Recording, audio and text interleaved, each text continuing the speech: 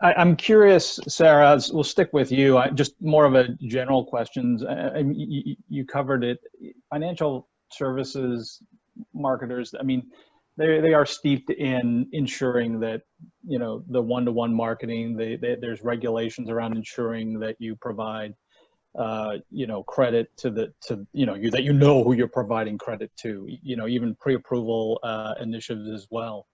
And so on the credit side, and so, because you would imagine financial services is knows the people base, the one-to-one, you would think they're in a better position to be able to adopt some of these options, maybe, the more authenticated login type of options. Do you find that do you find that to be the case, or not not necessarily?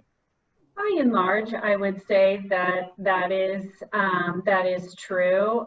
I mean, I think the challenges for financial services marketers are probably similar to the challenges for marketers everywhere, in that marketing data is going to be more fragmented, more siloed, more difficult to sort of figure out how to leverage. I think the massive impact is really on acquisition activity, at all stages of the funnel, but on the front end of the funnel, any targeting that you really wanted to be doing in terms of driving consideration, that's where I think the demise of the third-party cookie is going to make things challenging, particularly challenging. I think when it comes to hyper targeting for specific offers that are generally made on a one-to-one basis, yes, financial institutions do have to be, they have to have a clear audit trail and ensure that there's not disparate impact in terms of, how they're getting offers and messaging out there. But if we're thinking about driving brand consideration and kind of relationship consideration, that's where I think there are some pretty sophisticated targeting capabilities that are out there and available to financial services marketers today that may be going away. Right. Makes sense. Acquisition, hold that thought. I'm going to come back to that. Travis, you're talking to publishers, you're talking to marketers across the spectrum in terms of verticals. Do you have a sense of where the financial vertical sits, versus other verticals in terms of where their heads are at? Or is it too early to tell?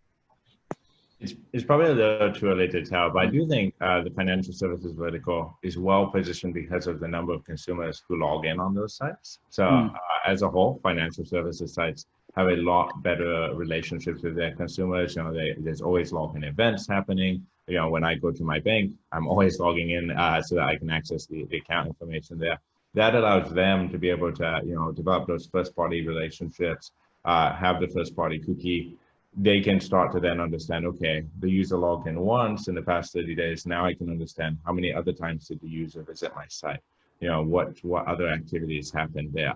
I think where the financial services firms are going to struggle a bit more is some of their campaigns are very targeted, right? So when we look at the Fox and when we look at the Turtle Doves, these are aggregate level targeting solutions. These are not going to have the precise data elements that the financial services industry is using today. So today you can build a hyper-specific segment, and you can be like, these 20,000 people are very much a fit for my product. We don't know how big the flock is going to be. The flock might have 100,000 people in it. The flock might have 200. The flocks may be different sizes. And so it becomes difficult to understand where is the wasted ad spend. So I think for the financial services firms in particular, looking at the authenticated solutions is going to be key for them. And then looking at how they can leverage the authenticated solutions to at least suppress when they're using the flocks or the contextual solutions. So at least try to minimize wasted spend. I think one of the big things for folks who really know who their audiences are and know who they want to reach, a large question in the post-cookie world is going to be, how do I make sure I'm engaging with those audiences? Okay, authenticated kind of solves for that.